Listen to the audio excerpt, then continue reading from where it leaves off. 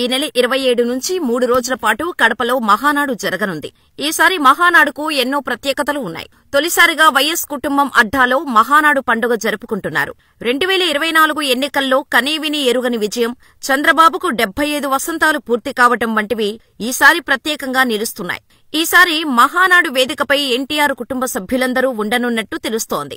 ఇటీవల నందమూరి కుటుంబంలో ఐక్యత కనిపిస్తోంది. కొద్ది రోజుల కిందట హరికృష్ణ మనవడు సినిమా షూటింగ్ ప్రారంభమైంది. ఈ వేడుకకు నందమూరి ఆడపడుచులంతా హాజరయ్యారు. అంతకుముందు నందమూరి బాలకృష్ణకు పద్మ అవార్డు రావటంతో కుటుంబమంతా ఒకచోట కలిసి వేడుక జరుపుకుంది. ప్రతి సంవత్సరం ఎన్టీఆర్ జన్మదినం సందర్భంగా మే 27, 28, 29 తేదీల్లో మహానాడు కార్యక్రమాన్ని నిర్వహించడం ఆనవాయితీగా వస్తోంది. అయితే 2019లో తెలుగుదేశం పార్టీ ఘోరంగా ఓడిపోయింది. 2024 వరకు 5 ఏళ్ల పాటు చాలా రకాలుగా ఇబ్బందులు పడింది. మరోవైపు నందమూరి కుటుంబంలో విభేదాలు ఉన్నట్టు ప్రచారం జరిగింది. ముఖ్యంగా జూనియర్ ఎన్టీఆర్తో పాటు కళ్యాణ్ రామ్ కుటుంబ వ్యవహారాల్లో అంటీముట్టనట్టుగా ఉండేవారు. తెలుగుదేశం కార్యక్రమాల్లో సైతం పాలు పంచుకోలేదు. అయితే ఇటీవల మారిన పరిస్థితుల నేపథ్యంలో వారు మనసు మార్చుకున్నట్టు ప్రచారం జరుగుతోంది. తమ కుటుంబంలో విభేదాలు లేవని పార్టీ శ్రేణులతో పాటు అభిమానులకు సంకేతాలు పంపేందుకు వారు సిద్ధంగా ఉన్నట్టు సమాచారం. ఎన్టీఆర్ కుటుంబ సభ్యులకు ఆహ్వానం.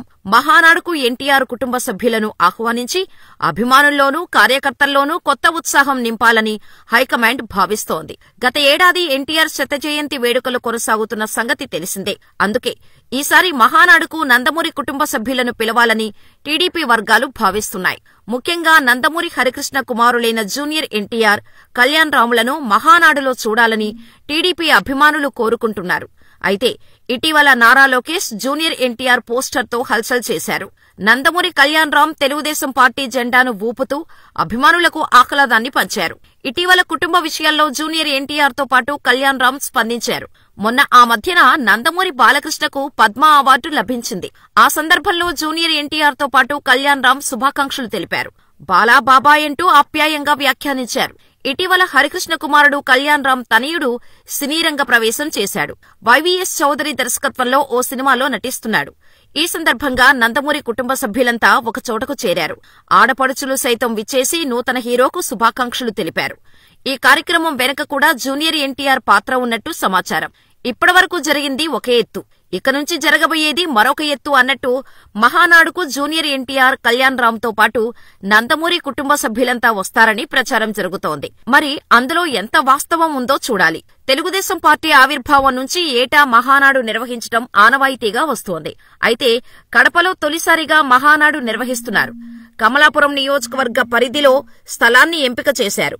నెలల ముందు నుంచే కార్యాచరణ ప్రారంభించారు. ప్రధానంగా రాయలసీమ జిల్లాల నుంచి భారీగా జనాలను సమీకరించాలని భావించారు. చురుగ్గా ఏర్పాట్లు జరుగుతున్న సమయంలో పాకిస్తాన్తో భారత్ యుద్ధం ప్రారంభమైంది. తీవ్ర ఉద్రిక్తతల నేపథ్యంలో మహానాడును వాయిదా వేయాలని అనుకున్నారు. ఉద్రిక్తతలు చల్లారటం, కాల్పుల విరమణ దిశగా 2 దేశాలు నడుస్తున్న నేపథ్యంలో తిరిగి మహానాడు పనులు చేపట్టాలని సీఎం చంద్రబాబు నిర్ణయించారు. కమిటీల ఏర్పాటు, మహానాడుకు సంబంధించి ఇప్పటికే కమిటీలు వేశారు. రాష్ట్ర మంత్రులతో పాటు కీలక నేతలు ఈ కమిటీల్లో ఉన్నారు. మరోవైపు సమయం సమీపిస్తున్న నేపథ్యంలో మరో 5 నుంచి 6 కమిటీలను వేయనున్నారు. వీటిల్లో పొలిట్ బ్యూరో కమిటీ కీలకంగా వ్యవహరించే అవకాశం ఉంది. భోజనాల కమిటీ, కార్యక్రమ నిర్వహణ కమిటీ, ఎజెండా కమిటీ, ఏర్పాట్ల కమిటీ, ప్రత్యేక ఆహ్వానితుల కమిటీ, ఇలా కమిటీలు కీలకంగా వ్యవహరించనున్నాయి. మహానాడు నిర్వహణ ఈ కమిటీలపైనే ఆధారపడి ఉంది. అందుకే సీఎం చంద్రబాబు ఈ కమిటీ సభ్యులకు దిశానిర్దేశం చేయనున్నారు. పాకిస్తాన్తో యుద్ధ వాతావరణం నేపథ్యంలో మహానాడు వాయిదా వేస్తారని అంతా భావించారు. దీంతో పనులు కొంతవరకు మందగించాయి.